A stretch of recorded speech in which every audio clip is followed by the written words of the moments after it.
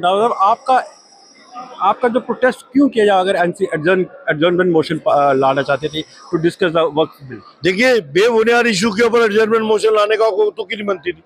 House का time waste कर रहे थे वो, और सिर्फ अपीजमेंट कश्मीर सेंट्रिक जो उनके लोग हैं उनको बताना चाहते थे कि हमने हाउस में बात को लाया है। स्पीकर साहब ने बड़ा स्पष्ट किया एज पर रूल, रूल 58 सब रूल 7 क्लियर कट बताता है कि पार्लियामेंट में पास हुआ जो एक्ट बन चुका है और वो सब जुडाइज है, वो जम्मू कश्मीर की विधानसभा में डिस्कशन के लिए नहीं लाया जा सकता। सो मैं आपका लाया हुआ एडजर्नमेंट मोशन रिजेक्ट करता हूं। जब स्पीकर ने रिजेक्ट कर दिया फिर क्या बचा?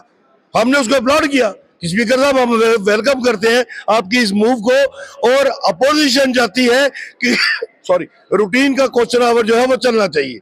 इन्होंने नहीं चलने दिया। अब 15 मिनट का एडजर्नमेंट हुई है, अभी देखेंगे दोबारा हाउस चलाएंगे। पर रंधावा साहब अभी तो सुप्रीम कोर्ट में पिटीशन दायर नहीं हुई है, तो सब जुडिस कैसे हो गया? होगी, दायर हो चुकी है।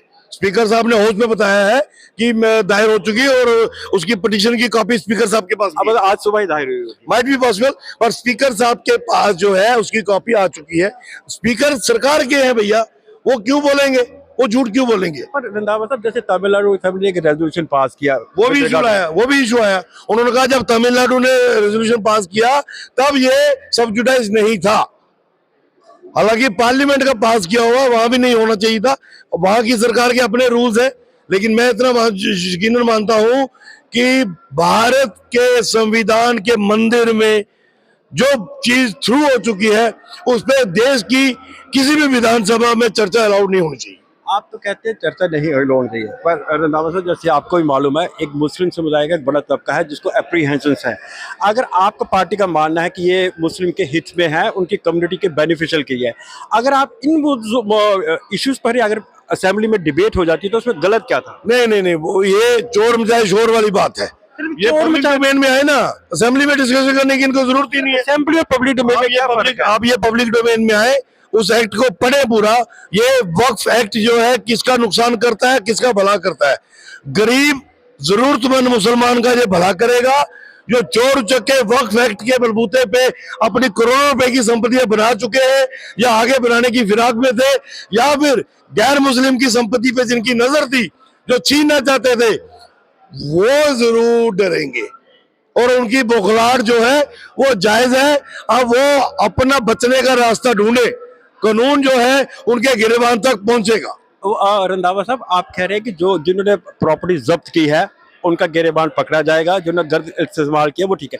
ये आपका एक पक्ष है। अगलों का पक्ष है ये हमारे जो रिलीजियस अफेयर्स है उसमें इंटरफेरेंस हो रही है, मुस्लिम्स को सेकंड क्लास सिटीजन माना जा रहा है। अगर इन इश्यूज पर अगर असेंबली में डिबेट हो जाती तो उसमें बुरा क्या था? इशू है ही नहीं असेंबली में लाने के लायक।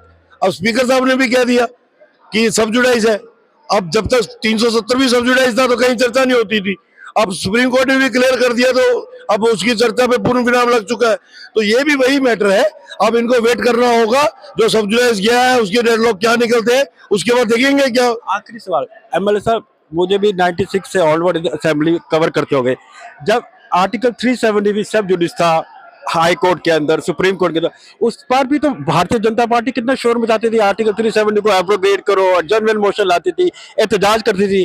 तब फिर ऐसा कैसे हो सकता था अगर अब नहीं हो सकता? ऐसा नहीं है। देखिए, ये यूटी है, ये यूटी की असेंबली है, और भारत के संविधान के मंदिर के अंदर जो चीज पास हो चुकी है उस पे विचाराधीन किसी विधानसभा स्टेट की या फिर यूटी के लाना वो एक्ट मानता ही नहीं है। हमारा रूल एक्ट क्लियर कट बता रहा है। जब रूल एक्ट बता रहा है कि ये जो है एडजर्नमेंट जो है फेक है, तो फिर इसके आगे बात करने की जरूरत ही नहीं है। तो आपका कहना है कि इसके ऊपर ना कोई एडजर्नमेंट आनी चाहिए, ना कोई डिबेट होनी चाहिए, असेंबली का प्रेरोगेटिव भी नहीं डिस्कस कर। नो डिस्कशन, असेंबली का प्रेरोगेटिव नहीं है जब तक सब्जुडाइज है।